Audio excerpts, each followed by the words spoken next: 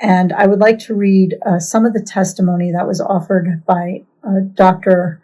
Brent, who at the time was a clinical professor at the University of Colorado and a past president of the American Academy of Clinical Toxicology.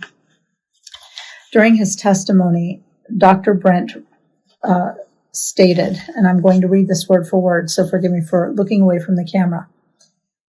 I am aware of the studies by Geier and Geier purporting to find a 2 to 6-fold statistically significant increase in the risk of developing autism associated with the administration of thimerosal-containing vaccines.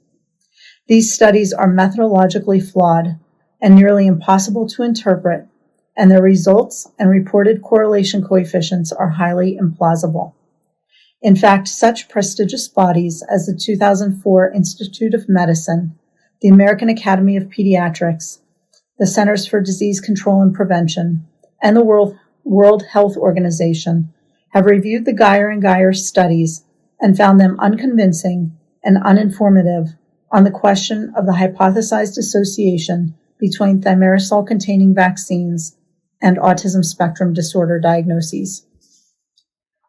Now, it is quite possible that Mr. Geier can do a good, scientifically sound study, and if he does that, the scientists who review that will say as much.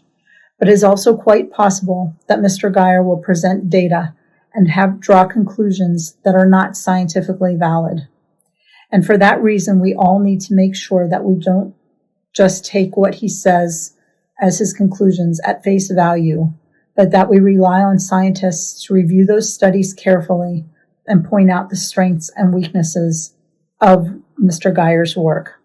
That's a common part of doing science, that scientists look at each other's work critically and they point out strengths and weaknesses. Good scientists want other scientists to do that because they want to make their work better.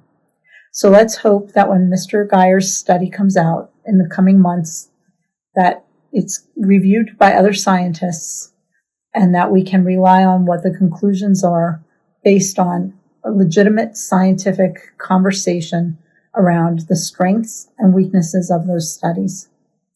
Thanks for listening today.